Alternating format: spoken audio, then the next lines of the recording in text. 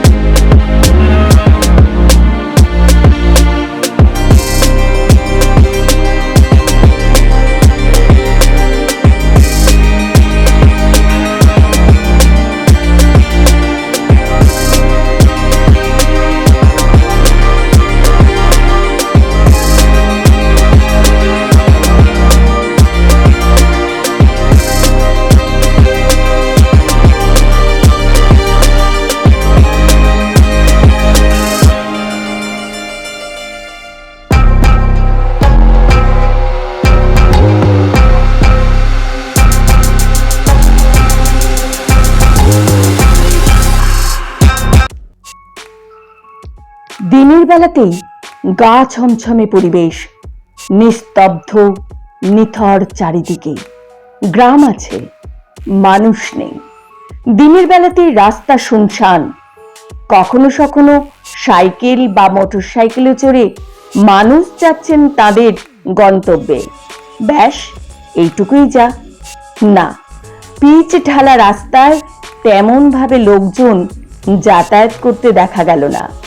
বলছিলাম, আসানসোল শহরের অদূরে নিয়ামতপুরের কাছে বেনা গ্রামের কথা। আশ্চর্য বাড়িগুলোর দৈন্য দশা। সব বাড়ি ভেঙে পড়েছে। দু একটা যাও বা আছে, তা যেন অতীতের স্মৃতি বুকে আঁকড়ে ধরে দাঁড়িয়ে রয়েছে। কিন্তু প্রশ্ন থেকেই যাচ্ছে, কি জন্য এই বেনা গ্রামের বসতি ছেড়ে, ভিটে মাটি ছেড়ে মানুষ চলে গেছে অন্যত্র?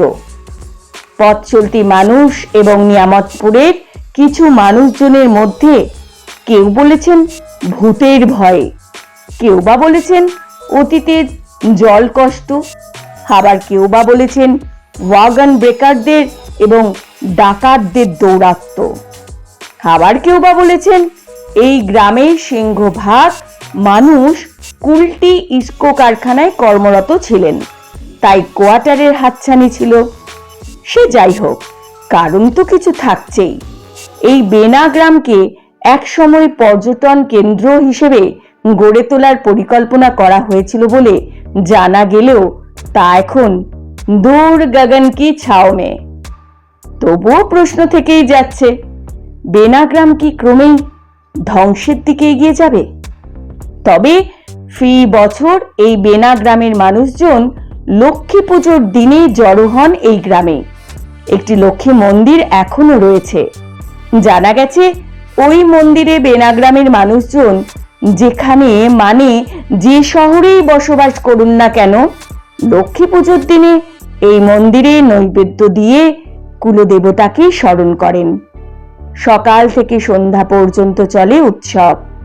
তবে সন্ধ্যা ঘনিয়ে আসার সঙ্গে সঙ্গে গ্রাম ছাড়েন বেনাগ্রামের মানুষজন। ভুতুড়ে বেনাগ্রাম তখন পড়ে থাকে একাকী, নিঃসহায়, নিস্তব্ধ, একাকী, বড় একাকী। তখন বেনাগ্রাম শখানেক পরিবার তখন যে যার বর্তমান বাসা বাড়িতে।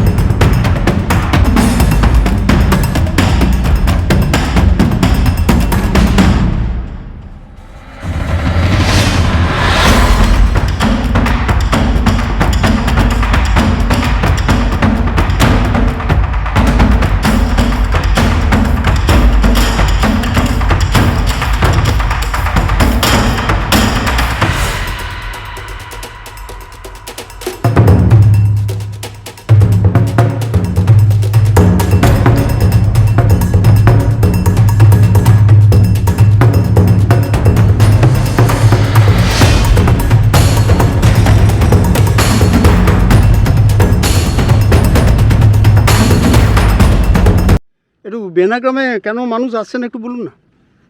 বেনাগ্রামে মানুষ আসছে না কেন? প্রথম কথা করে কারণ আগে ছিল রাস্তা ছিল আপনার, হুম লাইটের কোনো ব্যবস্থা ছিল না, হুম জলের ব্যবস্থা ছিল না। তো সেই জন্য মানুষ চলে যায়। সেই যে মানুষ কিন্তু এটাও শুনলাম যে স্কোয়ে নাকি কুলটি স্কোয়ে অনেকে কাজ করতেন, সেই জন্য কোয়ার্টারের জন্য চলে গেছেন এখান থেকে। না না, কোয়ার্টারের জন্য কেউ যায়নি। আচ্ছা। কোনো ব্যাপার না, ঘটনা এখানে যদি আপনার রাস্তা, জল, লাইট না থাকে তো মানুষ থাকবে থাকবে কি করে, সেটা ছিল না। না, এই তো রাস্তা হলো, এই তো 1 বছর হয়নি লাইন হলো। আচ্ছা, তা এখন কি করবেন ভাবছেন? এখন সরকার যদি কোনো বিকল্প ব্যবস্থা করে, আমরা যেন রাস্তাটা যদি ভালো করে লাইটের ব্যবস্থা করে, লাইটটা আমরা টেম্পোরারি টেনেছি মন্দিরের জন্য। আচ্ছা, লাইট ঠিকঠাক হলে, রাস্তা ঠিকঠাক হলে সবাই তখন ভেবে দেখবেন জলের সবাই যে আবার আবার ঘুরে আসবে। সবাই আসবে, কেন আসবে না? নিজের জায়গা ছেড়ে কেউ যায়? ঠিক ঠিক।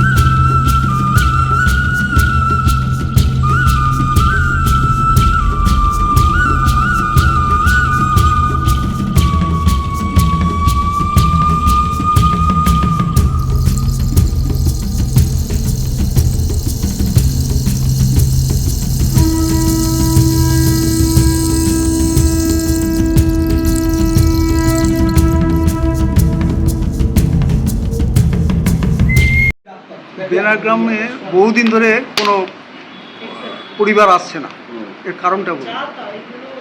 বেনাগ্রামে ছেড়ে চলে গেল কেন?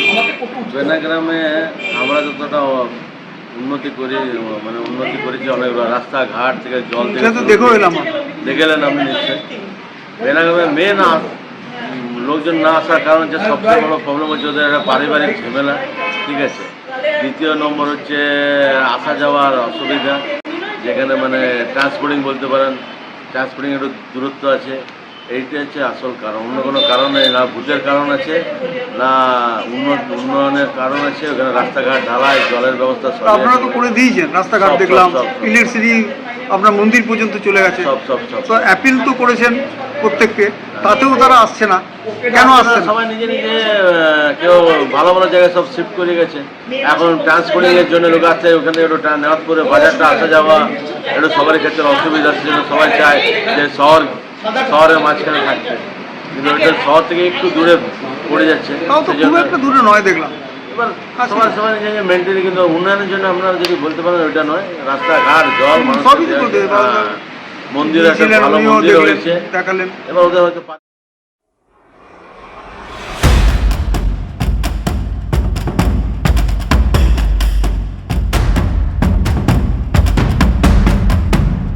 বেনা গ্রাম, যে গ্রামটা দীর্ঘদিন ধরে অনেকে বসবাস করেন, ওনাদের ডিমান্ড ছিল যে রাস্তা ইলেকট্রিফিকেশন হলে আমরা আবার ফিরে আসব। রাস্তা হয়েছে, আপনাকে দেখালাম, আপ টু 15 অবধি ইলেকট্রিফিকেশনের পোল পড়েছে, কিন্তু তবুও তারা সেই বাসস্থানে আসতে পারেনি। অনেকে ইস্কোতে চাকরি করতেন, ইস্কোর কোয়ার্টার নিয়ে তারা ইস্কোর কোয়ার্টারে আছেন। অনেকে নিজস্ব বাড়ি করে নেওয়াতপুর, ডেডিতে, অন্য অন্য জায়গায়, আসানসোলে তারা ঘর বাড়ি করে নিয়েছেন। এই বেনা গ্রামটা আজকে খাঁ করছে। যদি মনে হয় যে তারা যদি আবার ফিরে আসার জন্যে সত্য যদি বলে যে আমরা ফিরে আসবই, তাহলে আমি মনে করি এই সরকার, আমাদের মামাটি মানুষের সরকার, অতি অবশ্যই আবার যে রোডটা এখন একটু রিপেয়ারিং করে দেবে। দীর্ঘদিন ধরে রোডটা আজ কিছু না হোক 7 বছর আগে হয়েছে। ইলেকট্রিফিকেশনটাও পোলগুলো পড়ে আছে, ইলেকট্রিফিকেশনও হয়ে যাবে। কিন্তু যদি না আসে, তাহলে এই যে এত টাকা অপচয় করে দেওয়ার পর এটা অপচয়ের খাতায় চলে যায়। আচ্ছা, এখনো পর্যন্ত কত টাকা খরচ করলে মোটামুটি? মোটামুটি এটা 5 কিলোমিটারের কাছে অ্যাপ্রক্স আমি বলছি রোড হয়েছে। হ্যাঁ, অ্যাপ্রক্স হচ্ছে প্রায় 3 থেকে 4 কোটি, বরং বেশি তো কম নয়। আপনি যে করে দিলেন, ওরা তো তখন বলেছিল আসবো, হ্যাঁ করছেন। যখন এখানে আমরা কাজটা স্টার্ট করি, তখন অনেকেই বলেছিলেন এটা যদি হয়ে যায় তা আমরা ফিরে আসবো।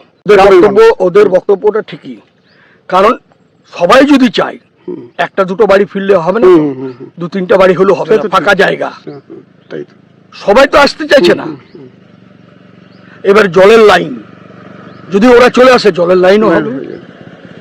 কেন হবে না? উনি তো বলেন জলের লাইন রয়েছে, মিউনিসিপ্যালিটি কি জলের লাইন রয়েছে বলছে? না, এই অবধি হয়েছে, ওই পর্যন্ত আছে, কালী মন্দির অবধি। আচ্ছা, আমার গ্রামের কিছু লোক পাচ্ছে ওখানে। হ্যাঁ, কিছু লোক, মানে গ্রাম তো নেই, গ্রাম নেই, গ্রাম তো উঠে গেছে। তো দেখতে তো ফাঁকা বাড়ি, ম্যাক্সিমাম ফাঁকা বাড়ি। আমাদের সরকার এই বেনা গ্রামটা যাতে আবার যারা এখান থেকে চলে গেছে, যারা ফিরে আসার জন্যে, এডিটি থেকে আরম্ভ করে, কর্পোরেশন থেকে আরম্ভ করে সবাই চাই যে এটা যেন ফিরে আসুক এরা। তাতে আমাদেরকে যদি আবার খরচা করতে হয়, আবার খরচা করবে।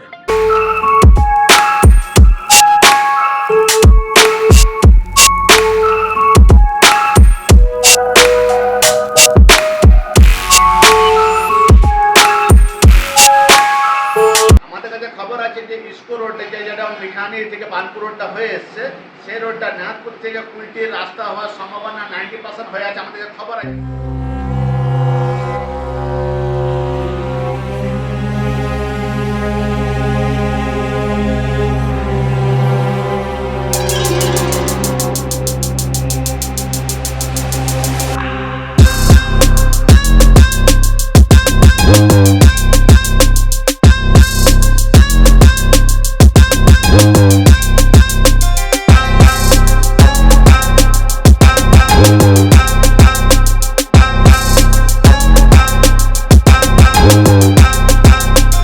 আপনি কত বছর এই বেনাগ্রামে ছিলেন?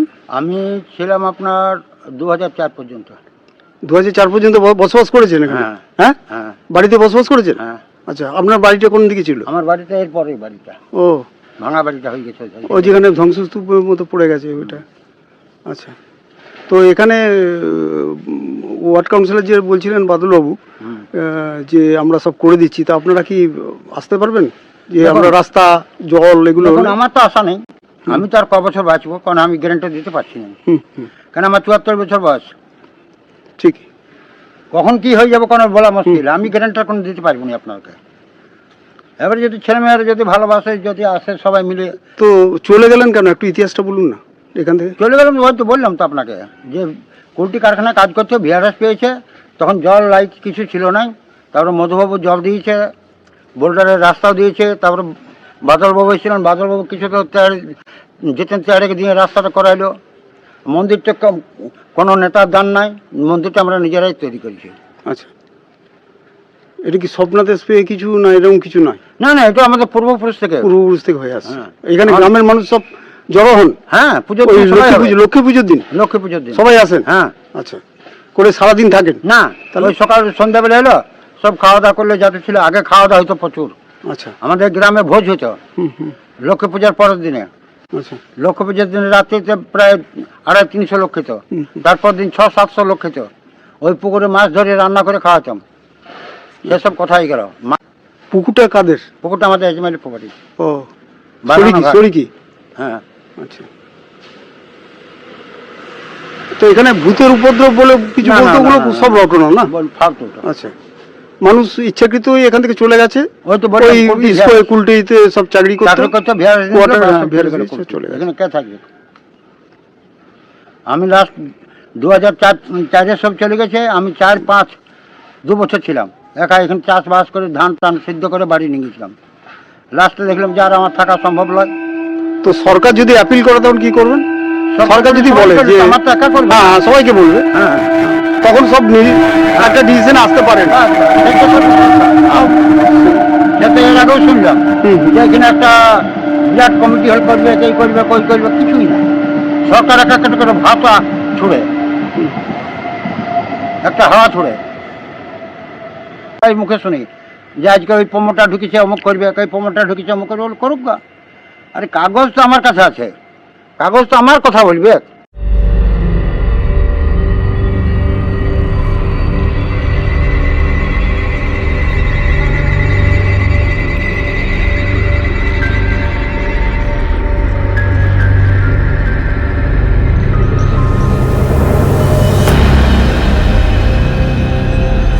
আমি অনেকদিন ধরে এই গ্রামের ইতিহাস শুনে আসছি বা দেখে আসছি, পেপারে অনেক সাংবাদিক হয়েছে, এসেছে গেছে, রিপোর্ট পড়েছি, শুনেছি যে একটা হাওয়া উঠিয়েছিল যে এখানের সন্ধ্যা হলে নাকি গ্রামের লোকেদের উপরে ইট পাথর পড়তো।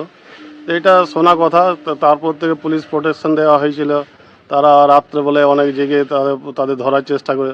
সেই রকম কোনো কিছু না, আসলে সবাই আস্তে আস্তে তখন থেকে উঠে নিজের আশেপাশে অনেকে ঘর বানিয়ে নিয়েছে, তারা আর ফিরে আসেনি। মানে এখন তাদের ঘরগুলো প্রায় ভাঙা অবস্থায় পড়ে আছে। কিন্তু সরকার থেকে অনেক চেষ্টা করা হয়েছিল, রাস্তা করে দেওয়া হয়েছে, পোলের লাইট গাঁদা হয়েছিল, বলা হয়েছিল যে ঠিক তারা ফিরে আসুক, কিন্তু লাইটের ব্যবস্থা করে দেব।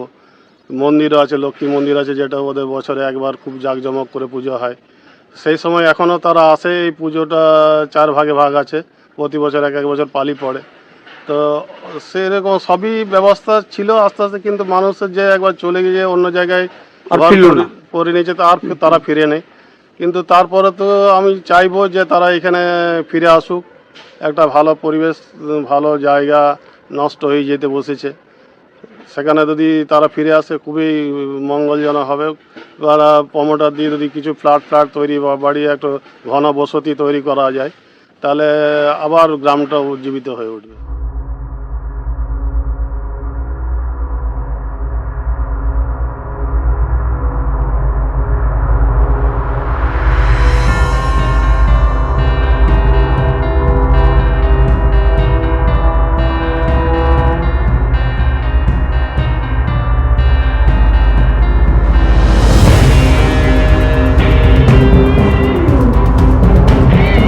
প্রিয়া কলোনিতে একটা হাইড্রেনের খুবই দরকার, যেহেতু যখনই বৃষ্টি হয় তখনই প্রিয়াটা একদম ভেসে যায়, মোটামুটি 1 কোমর পর্যন্ত জল হয়ে যায়।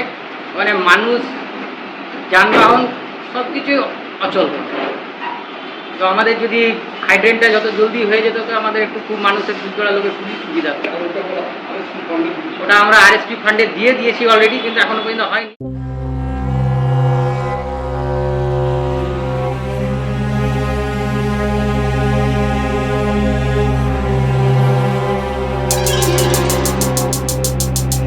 যদি বেনাগ্রামে কেউ না আসে, কোনো অধিবাসী বাসিন্দা না আসে, তাহলে এটার কি হবে? শেষ পর্যন্ত কি হবে? এটা যদি ওরা না আসতে চায়, ওদের অ্যাকচুয়ালি জমি জায়গা আছে, প্রচুর জমি জায়গা আছে। বেনাগ্রামে যারা বসবাস করতেন তাদের জমি জায়গা অনেক আছে, বাইরের কিছু লোক বিক্রিও করেছে অভাবের কারণে। কিন্তু যদি না আসে সরকার বিবেচনা, এটা তো আমরা বলতে পারবো না, সরকার বিবেচনা। সরকার তখন কি অধিগ্রহণ করতে পারে? সেটা বলা সেটা সরকার, মানে ডিসিশনটা সরকারই নেবে। সরকারি। তো আপনারা তো অ্যাপিল করেছেন, ওরা তো আসছে না, কেউই আসছে আপিল না। বারবারই করেছি। আমি ওখানে পুকুরের কাছে গিয়ে দুইজন বাসিন্দার সঙ্গে কথা বললাম, বললো আমরা বেনাগ্রামের লোক, নামগুলো দিয়েছেন ভদ্রলোক দুজনই। তো ওনারা বলছেন যদি সমস্ত ব্যবস্থা হয়ে যায় তাহলে আমরা আসবো। তো আমি বললাম আপনাদের তো রাস্তা হয়ে গেছে, আপনাদের ইলেকট্রিসিটি চলে এসছে মন্দির পর্যন্ত, চলে এসছে মানে আপনাদের বাড়িও ঢুকে যাবে, কোনো অসুবিধা নেই, তাহলে আর কিসের অসুবিধা? বললো সরকার যদি সমস্ত কিছু করে দেয় তাহলে আমরা আসবো। কি সরকার কি করবে? ওইটুকুই বললো যে যদি সরকার কি আমাদের যা সেগুলো যদি ফুলফিল না, সরকার কি করবে? সরকার যদি ওখানে তোমরা জায়গা দাও, তাহলে সরকার যেটা আসানসোলে দেখে ফ্ল্যাট করে দিয়েছে সেটা তোমরা অ্যাপিল করতে হবে। তখন জায়গাটা তোমাদের হবে না, সরকারের নিশ্চয়ই সরকারকে দিয়ে দাও, সরকার অ্যাপিল করে তোমাদেরকে একটা করে ফ্ল্যাট দিতে হবে। আজকে যদি সরকারকে দেখা যায় যে আপনারা যদি বলেন বেনাগ্রামের মানুষ সরকার আমাদের কিছু করে, নিশ্চয়ই সরকার যতক্ষণ না জমিটা নিজের কন্ট্রোলে আসে ততক্ষণ